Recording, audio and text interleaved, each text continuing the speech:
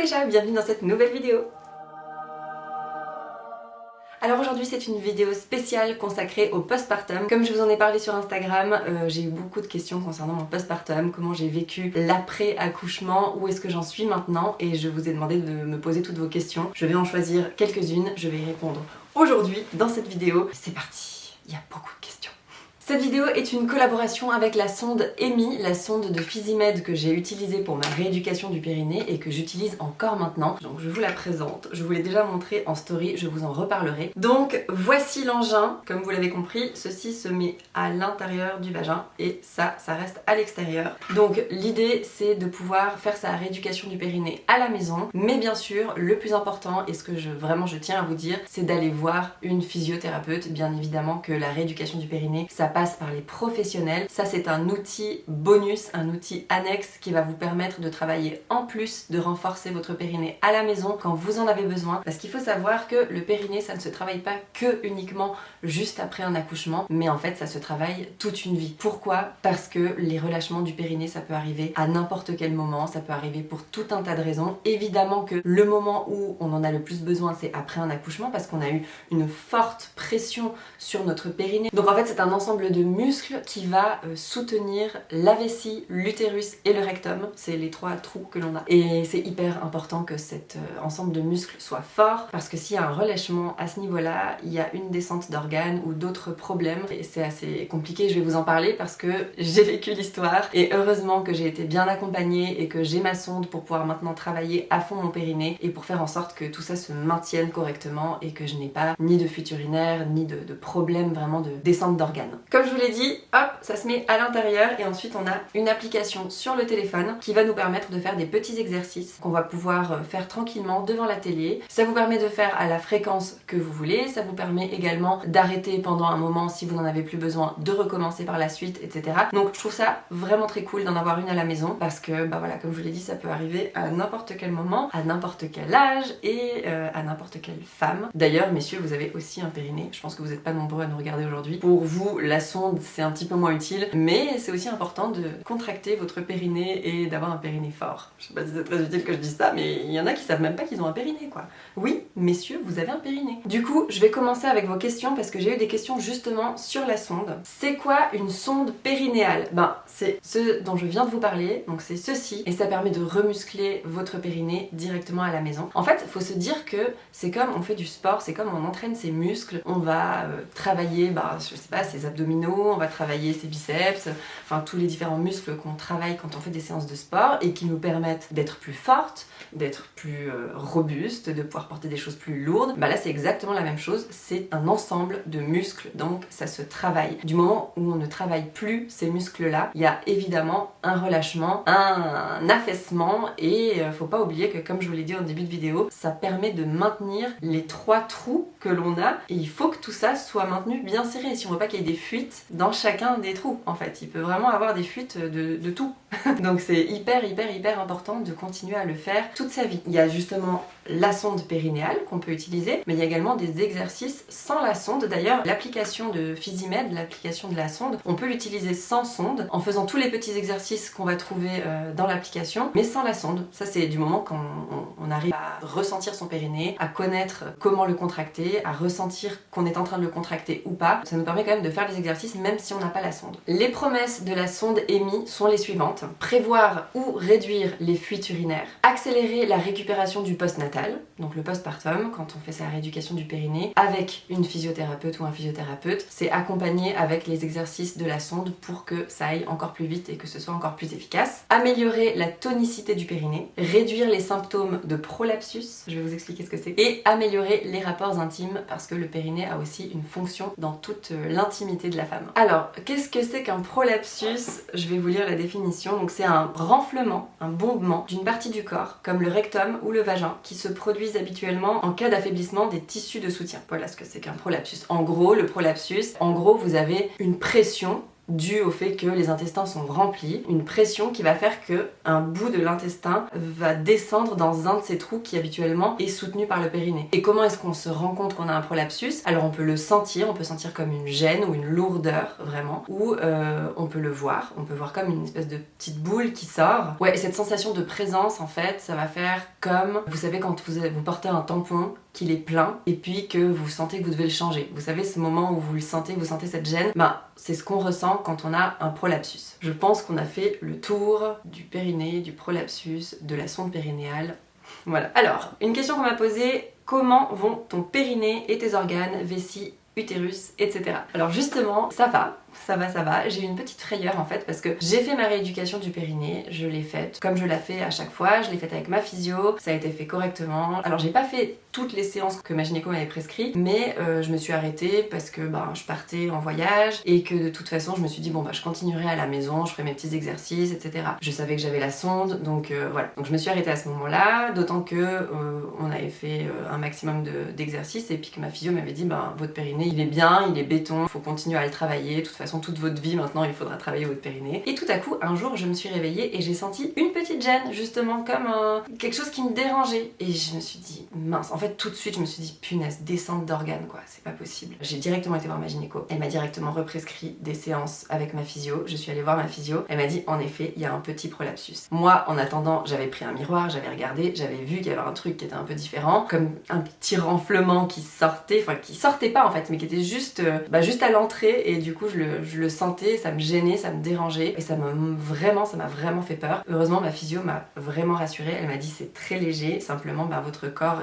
comme c'est quelque chose de différent, vous le sentez immédiatement et on a retravaillé à fond pour que ça se retende bien. Le truc que je dois vous dire aussi c'est que c'est pas vraiment un problème de périnée parce que mon périnée il est béton. Vraiment, lorsque j'ai la sonde, que ce soit la sonde EMI ou que ce soit la sonde chez ma physio, on peut constater qu'il est réactif, je peux le tenir très fort, très longtemps, mais en fait, comme pour Charlize, j'ai eu une poussée de 1h20, c'était une poussée extrêmement longue, très difficile. En fait, mes tissus se sont un petit peu relâchés. C'est pas les muscles du périnée, en fait, qui sont faibles, c'est vraiment mes tissus qui sont un petit peu relâchés et c'est à cause de ça que j'ai eu ce petit prolapsus. Mais heureusement, on a pu régler le problème et je vous jure que maintenant je fais de la sonde toutes les semaines. Alors que le problème est réglé, toutes les semaines je me fais une séance avec la sonde. Et je vais le faire à vie. Enfin, je me suis mis aussi des petits exercices dans ma vie de tous les jours. J'avais fait un reel à ce sujet. Quand je me brosse les dents, je serre mon périnée. Quand je suis à un feu rouge, je serre mon périnée. Quand je suis dans un ascenseur, je serre mon périnée. Voilà, comme ça je le travaille en permanence parce que c'est trop important. En fait, du moment qu'il y a un vrai relâchement, qu'il y a un vrai prolapsus qui sort, un prolapsus externe, il n'y a pas d'autre solution que l'opération. Et j'ai vraiment pas envie d'en arriver là. Donc j'ai pris les choses en main heureusement assez vite. Je suis très contente. Donc ça va, j'ai eu chaud, mais maintenant ça va. Question qui est beaucoup revenue également, et comme on touche à l'intimité, je vais continuer avec ça. Est-ce que tu as toujours autant de relations avec ton conjoint après vos 3 enfants? Non.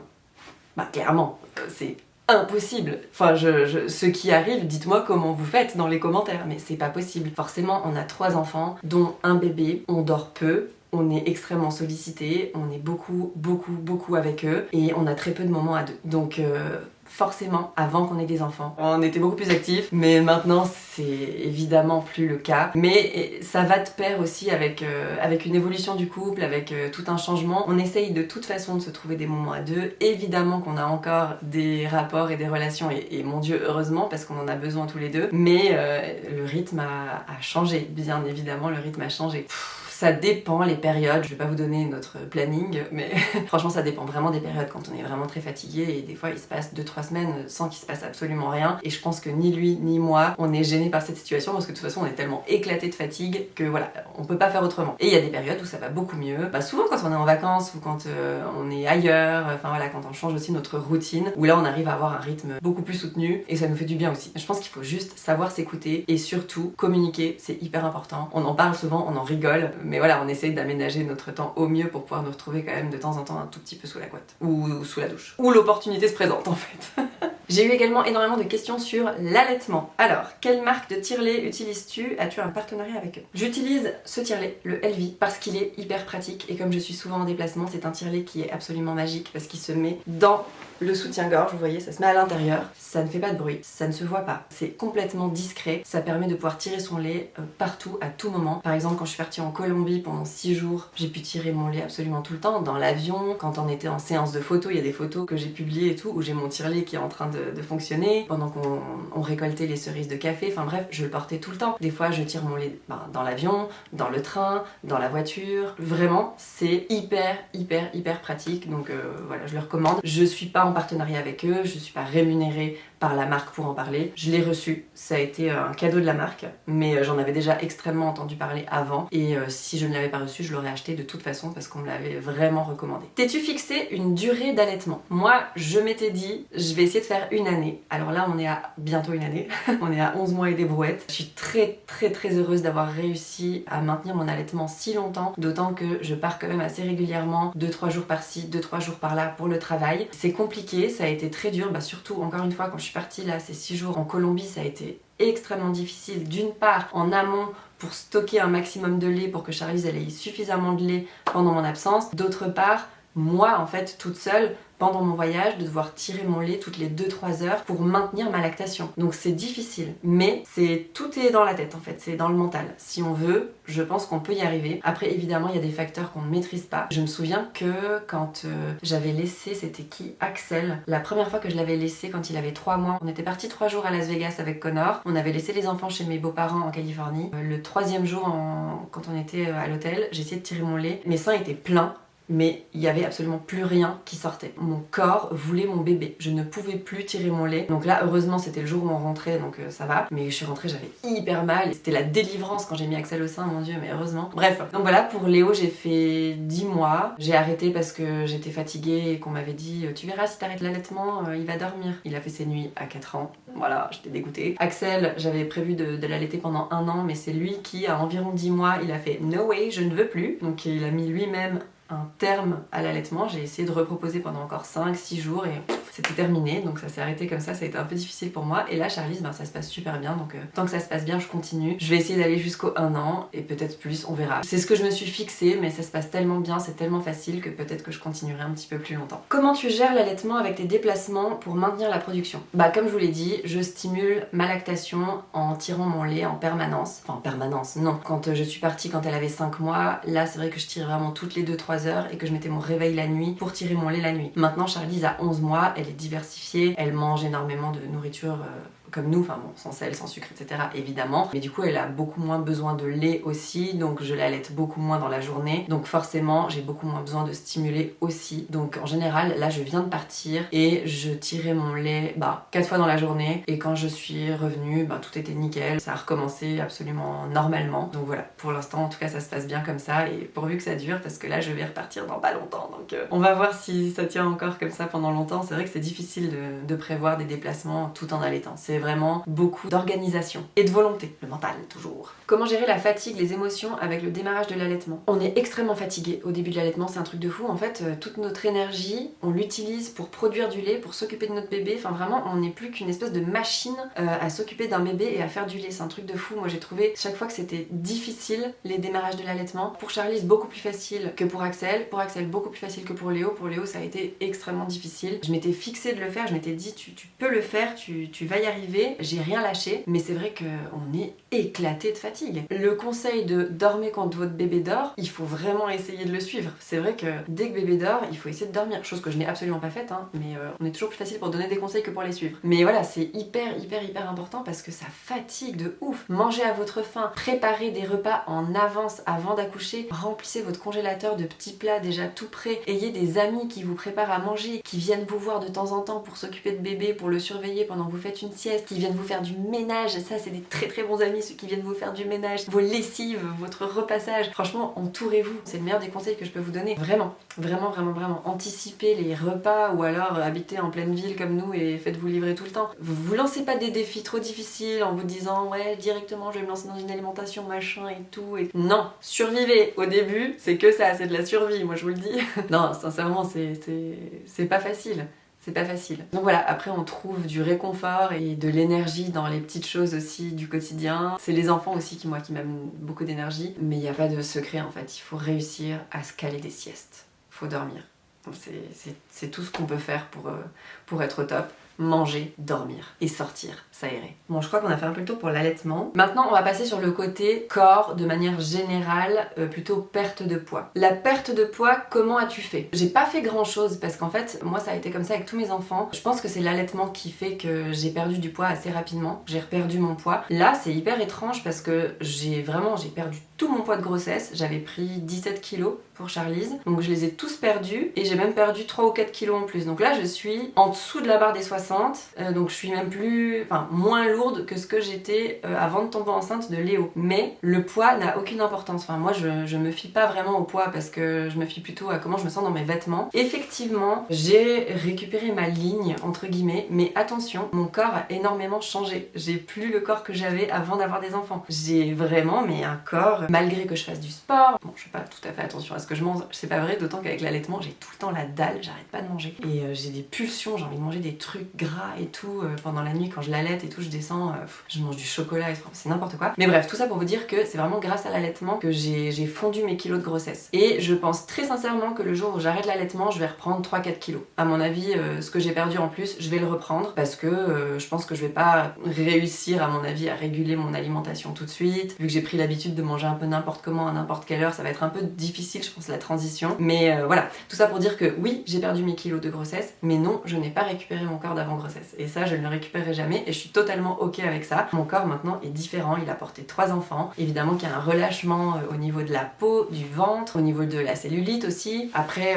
voilà, c'est vrai que je fais pas mal aussi pour éviter ça un maximum. Je travaille, vous savez, avec les ventouses, Cellules Blue, je fais vraiment à fond parce que ça fonctionne bien, donc je continue. Je pense aussi que là, j'ai pas beaucoup le temps de faire du sport. Je fais une séance par semaine, c'est vraiment pas ouf, je pourrais faire plus que ça, mais quand je recommencerai à faire plus de sport, ce que je souhaite vraiment dans un futur proche, je vais prendre du poids vu que le muscle est plus lourd que la graisse, forcément. Je vais reprendre un petit peu de poids aussi parce que je vais recommencer à faire un peu plus de sport. Justement, on m'a posé la question, à quel moment as-tu repris le sport après l'accouchement? Donc là, j'ai vraiment suivi les recommandations de ma physiothérapeute, c'est-à-dire que j'ai fait ma rééducation du périnée. Je crois que la rééducation du périnée, j'ai commencé 2 mois après mon accouchement, donc j'ai fait 4 séances et ensuite j'ai recommencé le sport, mais vraiment de manière intelligente, sans saut au début, enfin voilà, toutes les choses qui sont pas recommandées, j'ai fait vraiment très attention de les respecter, d'autant que ma coach Aurélia veille au grain. Des séances de sport adaptées à un postpartum aussi, adaptées à un corps qui vient d'avoir un enfant, à un corps qui allaite, en faisant des exercices intelligents, c'est-à-dire donc pas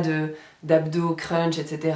Qui sont hyper mauvais, qui peuvent accentuer la diasphasie, je crois que ça s'appelle, c'est vraiment l'écartement entre les abdominaux en fait, et c'est hyper mauvais pour un corps de femme. Il faut vraiment essayer un maximum d'éviter ce genre d'exercice. Donc voilà, d'ailleurs on a fait un programme avec Aurélia, un programme sport de grossesse, qui peut être fait à l'envers, parce qu'il y a 3 phases, hein. Trimestre 1, trimestre 2, trimestre 3, avec des vidéos pour chacun des trimestres, et on peut le faire en postpartum en commençant par le trimestre 3. Donc on fait trimestre 3, ensuite le 2 et ensuite le 1. Et voilà, ce sont vraiment des exercices qui sont adaptés au corps d'une femme qui vient d'avoir un bébé. J'ai dit diasphasie, diastasis, n'importe quoi. Ouais, c'est une diastasis en fait. Ce que je vous ai dit, c'est voilà. Ok.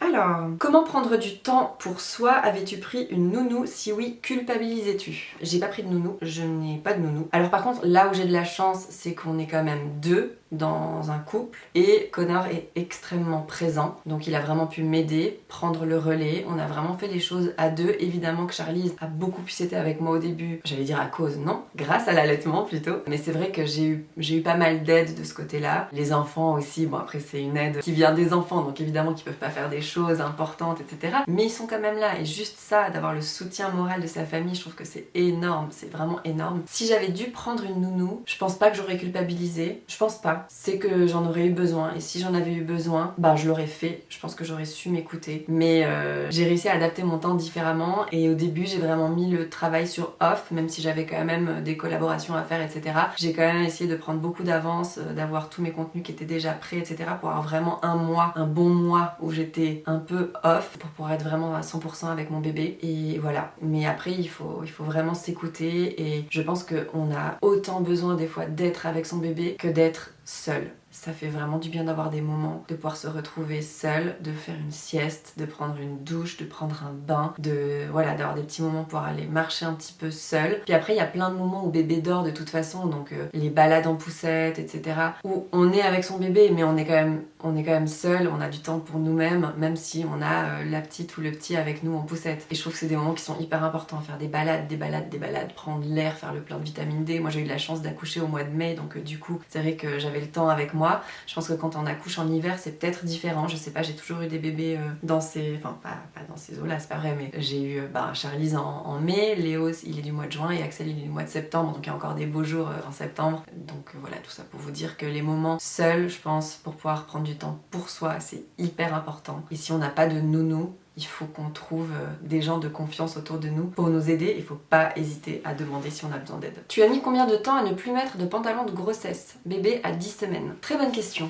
J'ai porté mes pantalons de grossesse pendant encore quelques temps, mais en fait il a fait assez chaud quand Charlize elle est née. Du coup je suis vite passée aux robes. Puis les robes du coup c'est hyper pratique parce que ça serre pas au niveau du ventre, on se sent bien dedans, donc pour ça c'est assez cool d'accoucher dans les beaux jours parce qu'après on est aussi un peu plus relax dans notre manière de s'habiller. Donc les pantalons de grossesse, ouais, j'ai dû les porter peut-être 2-3 semaines encore. Mais après je suis très vite passée à des tenues beaucoup plus confortables, beaucoup plus à l'aise. Large, hyper large, hein, parce que mon ventre il a redégonflé vraiment gentiment, je lui ai vraiment laissé le temps, à son rythme et tout. Mais voilà, j'ai mis des robes amples, des jupes amples, des longs t-shirts, dans lesquels j'étais bien, des shorts, voilà. Comment fais-tu pour ne pas être en burn-out parental? Je pense que c'est un sujet hyper important. Je n'ai pas vécu de burn-out parental pour aucun de mes enfants. Du coup, je peux pas vraiment en parler. Après, je connais des filles qui l'ont vécu et pour qui ça a été extrêmement difficile, mais extrêmement difficile, hein, avec des mots très durs, en disant ne plus vouloir être avec ses enfants, enfin, des choses qui paraissent vraiment difficiles à entendre pour une maman, mais je peux le concevoir, en fait, je peux comprendre. Et je pense que c'est comme la dépression, en fait. On ne peut pas juger si on ne l'a pas vécu. On peut pas se permettre de juger quelqu'un qui est en burn-out. On peut pas se permettre parce que c'est un vrai diagnostic. Et je pense qu'on est réellement en souffrance extrême, souffrance mentale, émotionnelle. Et c'est extrêmement difficile. Et en plus, là, c'est les hormones aussi qui vont jouer sur notre morale, sur nos émotions, sur notre mental. C'est vraiment hyper compliqué. En tout cas, la seule chose que je peux vous dire par rapport au burn-out parental, c'est force et courage et tout mon amour et toute ma compassion et toute ma force que je peux vous envoyer si vous êtes en train de vivre ça. Je sais que c'est difficile, je sais qu'on a l'impression qu'on verra pas le bout du tunnel, mais à la fois toutes les personnes que je connais qui l'ont vécu, maintenant elles sont les mamans les plus heureuses du monde. Et je pense qu'il faut simplement être très bien accompagné. Il faut en parler, absolument. Si vous ressentez ce mal-être, il faut vraiment en parler directement à votre gynéco qui saura vous diriger vers un psychologue ou vers quelqu'un qui pourra vraiment faire un suivi avec vous, c'est hyper important, mais il faut aussi en parler à votre partenaire. Je pense que c'est le plus important, c'est vraiment de communiquer un maximum avec son partenaire. Il faut que votre partenaire puisse prendre le relais ou quelqu'un de confiance dans votre entourage. Enfin voilà, la communication reste vraiment la chose la plus importante et la base de tout dans la vie de manière générale, mais là encore plus. Prenez soin de vous, écoutez-vous, vraiment. Comment on gère les hormones? Je pleure tous les soirs alors que je suis si heureuse. Alors, j'ai vécu ça, de pleurer, mais de pleurer d'un trop plein d'émotions, d'être tellement, mais je sais pas quel est le mot, envahi par les émotions. En fait, ce qui se passe au moment où on accouche, c'est tellement ouf, c'est tellement dingue au niveau physique et au niveau émotionnel, c'est incroyable. Non mais notre corps est incroyable. Et moi je sais qu'avec Léo, je pleurais, en fait c'est arrivé quand j'ai eu ma chute d'hormones, juste après l'accouchement, c'était quoi, 2 ou 3 jours après. J'étais en larmes, effondrée, par terre, dans la douche, à la clinique. Connor a dû venir me chercher, j'étais irrécupérable, je pleurais, je savais même pas lui expliquer pourquoi, je pleurais. Ensuite, il m'a mis un linge et tout, on est retourné dans la chambre, je regardais Léo dans son petit berceau et je pleurais, mais c'était pas de la tristesse, c'était trop d'émotions en fait. C'était vraiment, j'étais submergée. Voilà, je pense que c'est ça le mot, mais submergée. Et ça a duré encore après. Bien sûr, quand je regardais mes bébés, ça m'a fait ça pour les 3, mais quand je les regardais quelques jours après, quelques semaines après encore, je pense que ça a duré, 1 ou 2 mois où je pouvais vraiment juste les regarder et pleurer d'émotion en fait. C'est même pas de joie, mais pas que, pleurer d'émotion. Donc, je pense qu'on est toutes différentes, je vais pas te dire ça va s'arrêter à tel moment ou à tel moment. Pour moi, ça a duré, je pense, 1 mois, un truc comme ça. Ouais, même plus. De toute façon, après, là, je pense qu'avec l'allaitement, je suis encore pleine d'hormones, donc il y a encore des fois où il y a des visions, des images devant moi, quand il y a les garçons avec Charlize et tout, ça me fait monter les larmes. Cela dit, Connor n'a pas accouché, mais il est pareil, hein, donc voilà. Je sais pas là si c'est... Peut-être que lui aussi fait une petite chute d'hormones.